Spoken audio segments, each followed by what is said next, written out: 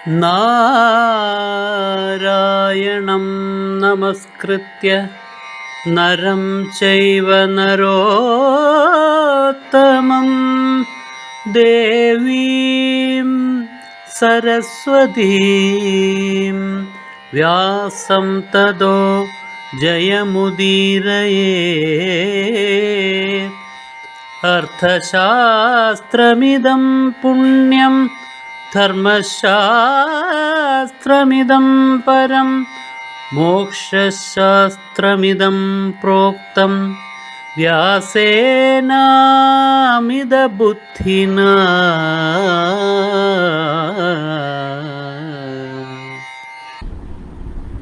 കൗരവന്മാര് ഇതുവരെയും ചെയ്തു പോകുന്നത് അധർമ്മമാണ്, കുകർമ്മങ്ങളാണ്. അതിനെല്ലാം വികർമ്മം എന്ന് ശാസ്ത്രഭാഷയിൽ പറയും. ആ വികർമ്മങ്ങൾ നേരത്തെ ചെയ്തവ അതേ പ്രകാരത്തിൽ ഇങ്ങോട്ട് കൊണ്ടുവന്നിട്ട് ഇവിടെ ഈ യുദ്ധക്കളത്തിലെ സാഹചര്യങ്ങൾക്കനുസരിച്ച് തുടരാമെന്ന് വിചാരിച്ചാൽ ഇവിടെയും ചതിവില് പാണ്ഡവന്മാരെ തോൽപ്പിക്കാം എന്ന് വിചാരിച്ചാൽ അത് നടക്കില്ല. എന്തുകൊണ്ടെന്നാൽ യുദ്ധം തുടങ്ങിയാൽ പിന്നെ ജയിക്കുക എന്നുള്ളതേ ഉള്ളൂ, അല്ലാതെ വേറെ ഒരു നിയമവും ഇല്ല. യുദ്ധ നിയമങ്ങൾ നമ്മൾ നേരത്തെ മുൻകൂട്ടി നിശ്ചയിച്ചു വച്ചിരിക്കുന്നത്, ധരിച്ചു വച്ചിരിക്കുന്നത്, പരിപാലിക്കേണ്ടത് ഏറ്റവും സാത്വികമായ കാര്യം. കൗരവന്മാർ എത്ര കാലം യുദ്ധ നിയമങ്ങൾ പരിപാലിക്കുമോ അത്രയും കാലം ഒരു വ്യത്യാസവും കൂടാതെ പാണ്ഡവന്മാരും പരിപാലിച്ചിരിക്കും. പക്ഷേ വികർമ്മങ്ങൾ തുടങ്ങിയാൽ, അത് തുടങ്ങിയല്ലോ, കൃഷ്ണൻ അറിയാം ഇവർ വികർമ്മങ്ങൾ ചെയ്യുമെന്ന്. ഭീഷ്മൻ ഉള്ളിടത്തോളം കാലം ചെയ്യാൻ പറ്റൂല. 10-ാം ദിവസം വൈകുന്നേരം ആയപ്പോഴേക്കും ഭീഷ്മൻ സ്വമേധയാ പിന്മാറി ശരശയ്യയിലേക്ക്. അത് കഴിഞ്ഞ് 11-ാം ദിവസം രാവിലെ മുതൽ ദ്രോണന്റെ നേതൃത്വത്തിൽ യുദ്ധം കൗരവന്മാർ ആരംഭിച്ചു. പിന്നെയുള്ള 8 ദിവസങ്ങൾ, 5 ദിവസം ദ്രോണന്റെ നേതൃത്വത്തിൽ, 2 ദിവസം കർണന്റെ നേതൃത്വത്തിൽ, പിന്നെ 18-ാം ദിവസം ഉച്ചവരെ ശല്യവരുടെ നേതൃത്വത്തിൽ. ഉച്ചയ്ക്ക് അദ്ദേഹവും മരിച്ചു. ഉച്ചയ്ക്ക് ശേഷം പിന്നെ ഗദായുദ്ധം മാത്രമാണ്. അങ്ങനെയുള്ള ആ കാലഘട്ടത്തില് ഭീഷ്മൻ ശരശയിലേക്ക് വീണതിന് ശേഷം കൗരവന്മാര് പല പ്രകാരത്തിലുള്ളതായ വികർമ്മങ്ങൾ തുടങ്ങി. 13-ാം ദിവസമാണത് ഏറ്റവും ക്രൂരമായിട്ട് അവർ പ്രയോഗിച്ചത്, അഭിമന്യു വധത്തിനു വേണ്ടിയിട്ട്. അങ്ങനെ വികർമ്മങ്ങൾ ചെയ്താൽ അവർക്ക് ധർമ്മത്തിന്റെ സംരക്ഷണം ലഭിക്കാനുള്ള യോഗ്യതയില്ല. അതാണ് കൃഷ്ണൻ പറഞ്ഞതിന്റെ അർത്ഥം. പിന്നെ അവിടെ ത്രേതയില്ല, കൃതമില്ല, ദ്വാപരവും ഇല്ല. വികർമ്മങ്ങൾ തുടങ്ങരുത്, ചതിവിന്റെ മാർഗങ്ങൾ തുടങ്ങരുത്. തുടങ്ങിക്കഴിഞ്ഞാൽ പിന്നെ ധർമ്മത്തിന്റെ സംരക്ഷണം കിട്ടൂല, പിന്നെ നിയമത്തിന്റെ സംരക്ഷണം കിട്ടൂല. ഏതൊരു കുകർമ്മമാണോ നിങ്ങൾ ചെയ്തത് അതിന് തക്ക മറുപടി പാണ്ഡവപക്ഷത്തുനിന്ന് വരും. അതാണ്, പിന്നെ അവിടെ കലി മാത്രമേ ഉള്ളൂ. അതുകൊണ്ട് കുകർമ്മങ്ങൾ, വികർമ്മങ്ങൾ ചെയ്യാതിരിക്കുന്നത് കൗരവന്മാർക്ക് യോഗ്യത.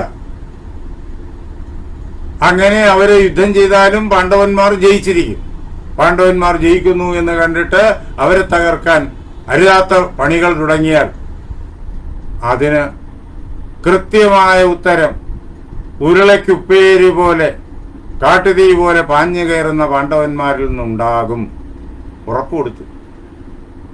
അങ്ങനെ അഭിമന്യുവിനെ ചതിച്ചു കൊന്നപ്പോ അതിന് പ്രതികാരമായിട്ട് ജയദ്രഥനെ സംഹരിച്ചു. എങ്ങനെ? അവർ വികർമ്മം കൊണ്ടാണ് അഭിമന്യുവിനെ, ചതിവിലൂടെയാണല്ലോ തകർത്തത്. ഭഗവാൻ എന്ത് ചെയ്തു? ചതിവ് കൊണ്ട് ജയം നേടാമെന്ന് കരുതിയ കൗരവന്മാരുടെ ആ വ്യാമോഹത്തെ തകർത്തു കൊടുത്തു.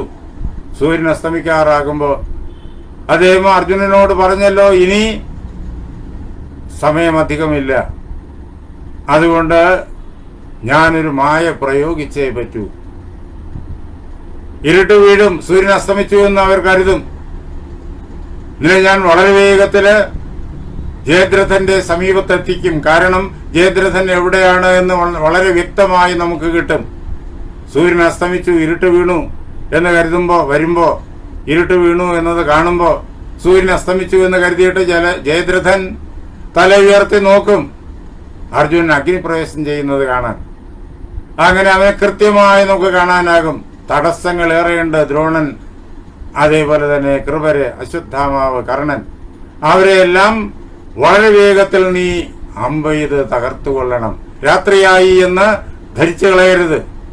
വളരെ വേഗത്തിൽ തകർത്തുകൊള്ളണം. ഞാൻ അവർക്കിടയിലൂടെ വളരെ വേഗത്തിൽ ഈ രഥത്തെ ജയദ്രഥന്റെ മുന്നിലെത്തിക്കും. ഇത് തന്നെ അതേപോലെ സംഭവിച്ചു. ജയദ്രഥനെ വധിച്ചു. അത് കഴിഞ്ഞപ്പോൾ ആ തമസ്സിനെ ഭഗവാൻ പിൻവലിച്ചു. അപ്പോഴാണ് കൗരവന്മാർ ഞെട്ടിപ്പോയത്, സൂര്യൻ അസ്തമിച്ചിട്ടില്ല എന്ന്. ഇനിയും സമയമുണ്ട്. അതാണ്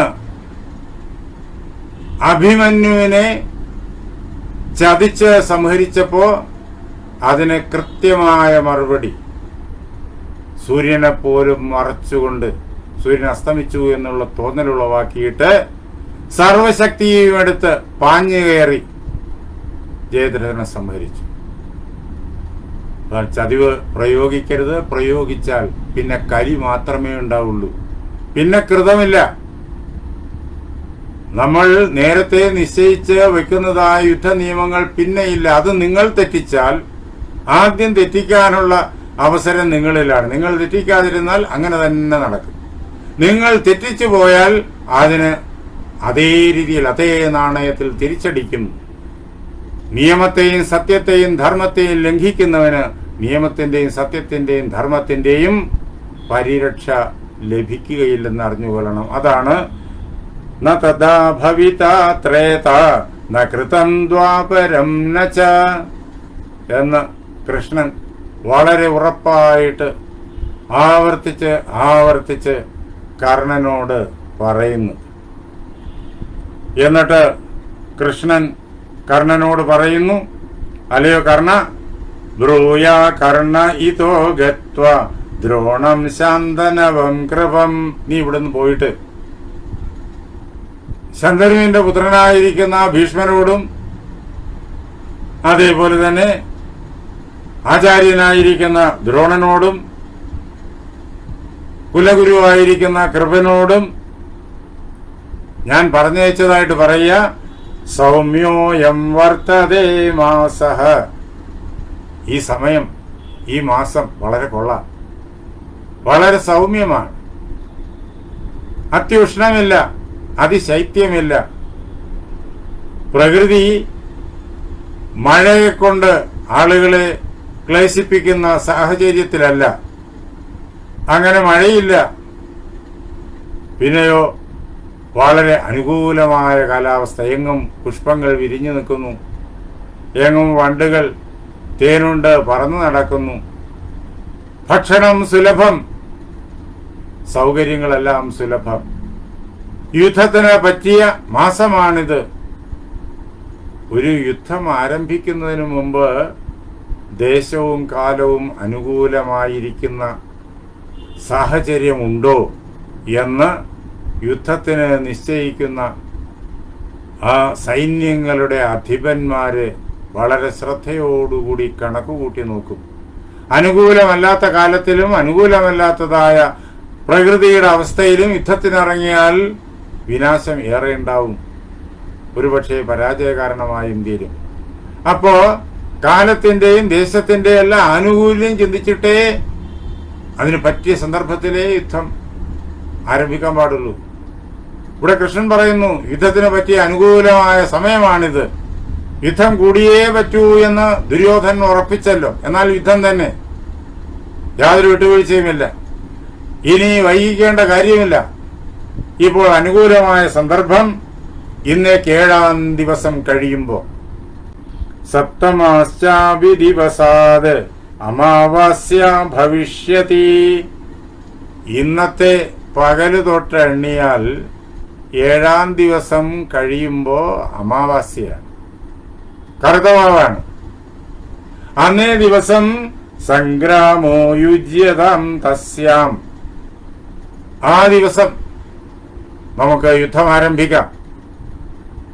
അതിനു വേണ്ടിയിട്ടുള്ളതായ തയ്യാറെടുപ്പുകൾ ചെയ്തുകൊള്ളുക. അതിനു വേണ്ടിയിട്ട് ആ കർത്തവാവിൻ നാളില് അതിരാവിലെ തന്നെ കുരുക്ഷേത്രത്തില് ആഗ്രഹിക്കുന്ന പ്രകാരത്തിൽ നിങ്ങൾ അണിയിട്ടുകൊള്ളുക. ഈ ദിവസം യുദ്ധത്തിന് ഏറ്റവും ഉപയുക്തം. ആ ദിവസം ശക്രദൈവതം, ഇന്ദ്രനാകുന്ന ദൈവതത്തോട് കൂടിയതാണ്. അതുകൊണ്ട് ഏറ്റവും പറ്റിയ ദിവസമാണ് അന്ന് ആരംഭിക്കാൻ എന്ന് മാത്രമല്ല, മറ്റെല്ലാ രാജാക്കന്മാരോടും ഇങ്ങനെ പോയി പറയുക, തഥാ രാജ്ഞോ വദേ സർവാൻ യേ യുദ്ധായാഭ്യുപാഗതാഃ.